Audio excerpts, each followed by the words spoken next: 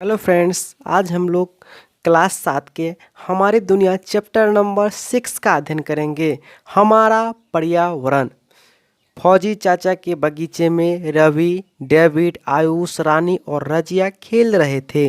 वहाँ अनेक तितलियाँ उड़ रही थी तथा पेड़ों पर चिड़ियाँ भी चहचहा रही थी। रवि ने पूछा, यहाँ तो खूब तितलियाँ एवं चिड़ियाँ हैं, मेरे घर में तो एक भी नजर नहीं आता। रानी ने कहा, तेरे घर में पेड़ हैं क्या? रवि ने कहा, नहीं। अचानक रवि पौधे के पास बैठकर फूल एवं पत्तियों को तोड़ने लगा। आयुष ने उसे ऐसा करने से मना किया, लेकिन रवि नहीं माना। डेविड ने कहा, पौधों को नुकसान पहुंचाना अच्छी बात नहीं, चाचा देखेंगे तो हम सबको डांटेंगे। पौधों को पानी दे रहे फौजी चाचा ने बच्चों की बातें सुन ली। पास आकर वे बोले, बेटा आप लोग झगड़ा क्यों कर रहे हैं? बच्चे चुप हो गए। चाचा ने वहां गिरे पत्तों एवं फूलों को देखा। वे सारी बात समझ गए। उन्होंने सभी बच्चों को अपने पास बैठाया और पूछा, बेटा इन्हें किसने तोड़ा? किसी ने जवाब नहीं दिया। चाचा ने कहा, देखो बच्चों, ये पेड़ हमारे जीवन के लिए आवश्यक है। पेड़ पौधे, नदियाँ, पहाड़, जंगल, ये सभी हमारे पर्यावरण के अभिन्न अंग हैं। ये किसी न किसी रूप में हमारे जीवन को प्रभावित करते हैं।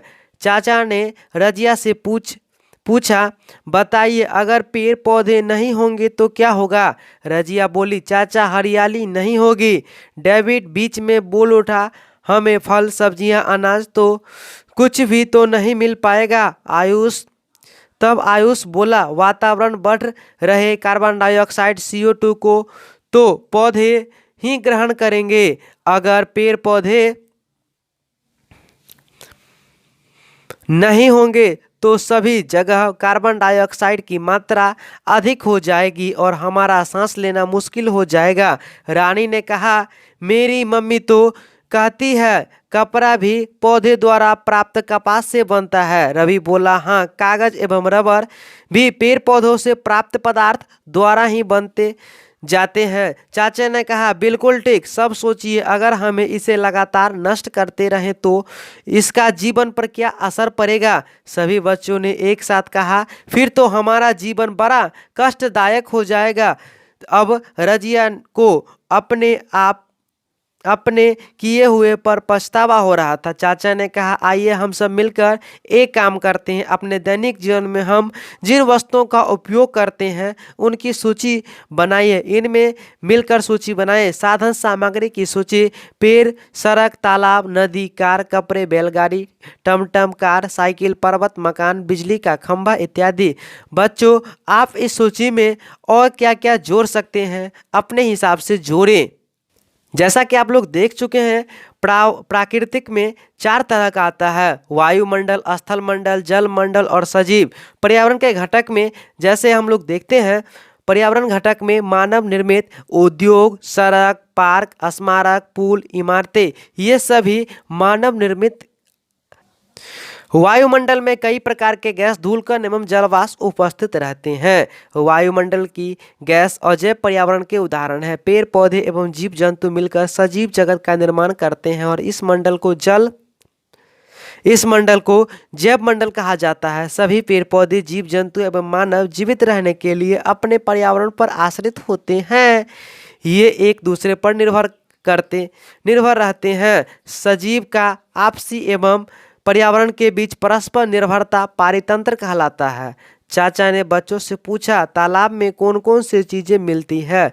बच्चों ने सोचा और बताया, पानी, मछली, बत्तख, बगुला, मेढक, कीड़ा, घोंघा, जोंक, काई, पानी एवं वनस्पति इत्यादि। चाचा ने समझाया, ये सभी पानी में जिंदा रहने के लिए एक दूसरे पर निर्भर है, इसलिए यह तालाब पारितंत्र है। इसी प्रकार कई पारितंत्र होते हैं। बच्चों ने उत्सुकता बढ़ती जा रही थी। चाचा ने आगे कहा, मनुष्य अपनी जरूरतों के हिसाब से पर्यावरण में परिवर्तन लाता रहता है। उन्होंने बच्चों से कुछ प्रश्न पूछा, अगर घर नहीं हो तो क्या क्या कठिनाई होगी, अगर परिवार नहीं हो तो क्या क्या दिक्कतें आएगी, अगर बाजार बंद हो जाए तो क्या परेशानी होगी, अगर गाड़ियां बंद हो जाए तो क्या दिक्कतें आएगी, खूब सर्दी पड़े तो क्या करते हैं। रजिया ने कहा, घर नहीं रहने पर हम रहेंगे कहाँ, धूप हवा वर्षा से कैसे बचेंगे। डेविड बोला, परिवार के साथ ही तो हम अपने सुख दुख बांटते हैं। आयुष बोला, बाजार बंद होने पर तो जरूरत की कोई चीजें नहीं मिल पाएगी। चाचा ने बताया, हमारे घरों चारों ओर पाए जाने वाले प्राकृतिक एवं मानवीय दशाओं के आवरण को पर्यावरण कहते हैं। दुनिया में बहुत सी वस्तुएं ऐसे हैं जो प्राकृतिक वातावरण से मिलती हैं, जैसे पेड़ पौधे नदी पहाड़ इत्यादि। ये प्राकृतिक वस्तुएं कहलाती हैं तथा प्राकृतिक पर्यावरण का निर्माण करते हैं।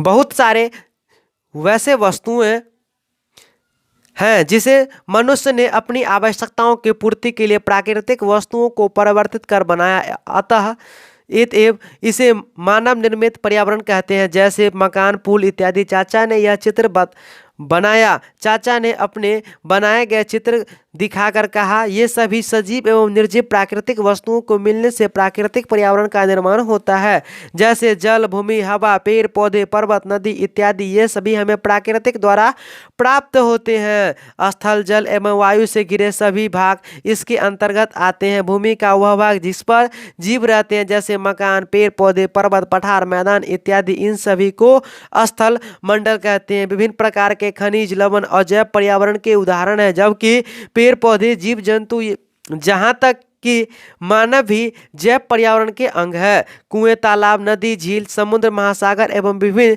जलाशय मिलकर जलमंडल का निर्माण करते हैं। उसने पूछा, बच्चों जरा सोचिए तो जल के अभाव में कौन कौन सी परेशानी आएगी। सभी बच्चे ने सोचकर बताया, तब तो बहुत परेशानी होगी। सुबह से शाम तक जल की बार बार जरूरत पड़ती है। खाना बनाने प्यास बुझाने से लेकर शरीर को स्वच्छ रखने इसकी जरूरत है। चाचा ने कहा, क्या हमें पानी बर्बाद करना चाहिए। सभी बच्चे ने नहीं सिर हिलाया। चाचा ने कहा, चूंकि जल का भंडार सीमित है इसलिए इसका सही उपयोग हमें करना चाहिए। चाचा ने पुनः कहा, पृथ्वी के चारों ओर वायु है, इसे वायुमंडल कहते हैं। यह सूर्य से आने वाले प्रत्यक्ष किरणों एवं हानिकारक विकिरण पराबैंगनी किरणों से हमें बचाता है। रानी बोली, मैं एक बार चाचा के साथ बाजार गई थी। हड़ताल के कारण सभी गाड़ियां बंद थी। मुझे काफी देर तक पैदल चलना पड़ा, समय भी बहुत अधिक लगा। रजिया ने बताया, गाड़ियों के चलने के कारण ही दूसरे राज्यों से सामग्री हमारे यहाँ आती है और यहाँ की सामग्री दूसरे जगह जाती है। यात्रा कर हम दूसरे के रीति रिवाज एवं संस्कृति को भी जान पाते हैं। हमें एक दूसरे के यहाँ जोड़े रखता है। यात्रा से विभिन्न जानकारी मिलती है। फौजी चाचा बोले, बच्चों मनुष्य ने अपने जीवन को आसान बनाने के लिए अपने आसपास के पर्यावरण को अपने अनुसार बदला। उन्होंने पूछा, बच्चों क्या आप पर्यावरण के नुकसान पहुंचाना चाहिए। सभी बच्चों ने एक ही स्वर में कहा, नहीं चाचा, हमें उन्हें नुकसान न पहुंचाकर इसकी सुरक्षा करनी चाहिए। समाज में तरह तरह की रीति रिवाज परंपरा उत्सव आदि को देखने को मिलते हैं। शादी ब्याह के अवसर पर खुशियों में शरीक होने, छोटे को प्यार एवं बड़े बुजुर्ग को सम्मान, ये सभी हमारे सांस्कृतिक परंपरा के अभिन्न अंग है। मुलाकात होने पर अभिवादन के तरीके, खुशियों व्यक्त करने के तरीके, शोक प्रकट करने के भाव, पर्व त्योहार पर गाए जाने वाले मंगल गीत, पहनावा, विशेष प्रकार के पकवान, ये सभी संस्कृति की पहचान सांस्कृतिक पर्यावरण का निर्माण करते हैं। चाचा ने कहा, बच्चे हमें इन रीति रिवाजों परंपराओं के प्रति सम्मान रखना चाहिए तथा इसका पालन करना चाहिए। सब ने चाचा की बात पर सहमति जताई। चाचा ने सभी बच्चों को शाबाशी दी और फिर उसे काम में लग गए। अभ्यास प्रश्न अब हम लोग देखेंगे। आप देख रहे हैं Vidya Bharati 0.1। Like share subscribe करना ना भूलें। अध्याय 6, हमारा पर्यावरण। सही विकल्प को चुनें। इनमें से कौन सी प्राकृतिक पर्यावरण की वस्तु है। पहला कौन नंबर में है, पुल मकान जल सड़क। तो इसका सही आंसर होगा जल। पर्यावरण कितने प्रकार के होता है, 2 3 4 अनगिनत। तो पर्यावरण मुख्य रूप से 2 प्रकार के होते हैं। पर्यावरण के चारों ओर क्या है, तो कौन नंबर में, वायु जल पर्यावरण सड़क। तो इसका सही आंसर होगा वायु। खाली जगहों को भरिए। पेड़ पौधे एवं जीव जंतु मिलकर प्राकृतिक पर्यावरण बनाते हैं। पेड़ पौधे जीव जंतु जैव स्थल मंडल के अंग है। मनुष्य ने अपनी जरूरत या आवश्यकता की पूर्ति के लिए चीजों को बनाया। टाइप 3 में पढ़ेंगे, निम्नलिखित प्रश्नों के उत्तर दीजिए। पहला में है पर्यावरण किसे कहते हैं? तो हमारे आसपास जो भी दृश्य और अदृश्य वस्तुएं हैं, इन सब को मिलाकर बनने वाले अंतःजाल को पर्यावरण कहते हैं। नदी, पहाड़, जल, रीति रिवाज, परंपराएं, आदतें आदि अदृश्य वस्तुएं हैं, इन सभी को मिलाकर पर्यावरण का निर्माण होता है। प्रश्न संख्या 2 है, पर्यावरण कितने प्रकार के होते हैं, वर्णन करें। तो पर्यावरण मुख्य रूप से 2 प्रकार के होते हैं, प्राकृतिक पर्यावरण और दूसरा में मानव निर्मित पर्यावरण। प्राकृतिक पर्यावरण प्राकृतिक विवरण के अंतर्गत नदी, पहाड़ आदि मानव निर्मित संसाधन, छोटे छोटे घर और भवन, कल कारखानों, कृषि के संबंधित उपकरण, कुआं, तालाब, सड़क, पुल, पुलिया, गली कूची आदि मानव निर्मित पर्यावरण होते हैं। अब चलते हैं स्थल मंडल, जल मंडल और वायुमंडल में। तो पहला स्थल मंडल भूमि का वह भाग जिस पर जीव जंतु रहते हैं, जैसे मकान, पेड़ पौधे, पहाड़, पठार etc को स्थल मंडल कहा जाता है। जल मंडल किसे कहेंगे? तो सागर, महासागर, झील, नदी, कुआं, तालाब, बादल, वर्षा आदि सभी मिलकर जल मंडल का निर्माण करता है। वायुमंडल किसे कहेंगे? तो जिस गैसीय आवरण से पृथ्वी घिरी हुई है उसे वायुमंडल कहते हैं। इसमें मुख्य गैस जैसे nitrogen, oxygen, carbon dioxide etc है।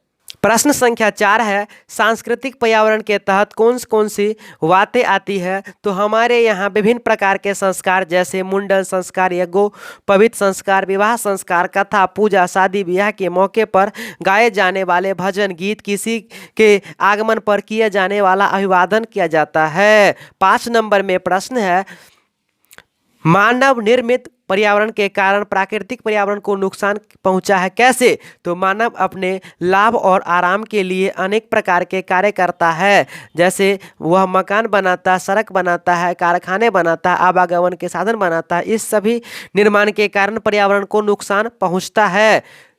प्रश्न संख्या 6 है, किन किन घटनाओं से सांस्कृतिक पर्यावरण को क्षति होती है? तो आज यह प्रथा सी चल गई है कि पढ़ लिख कर अपना गृह गांव छोड़कर लोग अत्यंत नौकरी पर चले जाते हैं। वहां विभिन्न स्थानों पर परंपरा और रीति रिवाज वाले लोग रहते हैं, उनके रहन सहन खान पान में समानता नहीं रहती। इन्हीं सब कारणों से सांस्कृतिक पर्यावरण की क्षति होती है।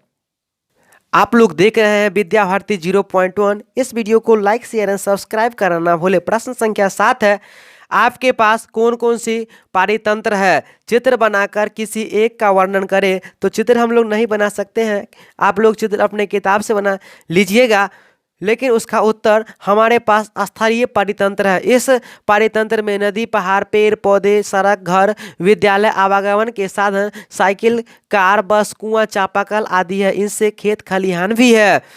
प्रश्न संख्या 8 है, हम किस उपायों को अपनाकर पानी को खर्च को कम कर सकते हैं?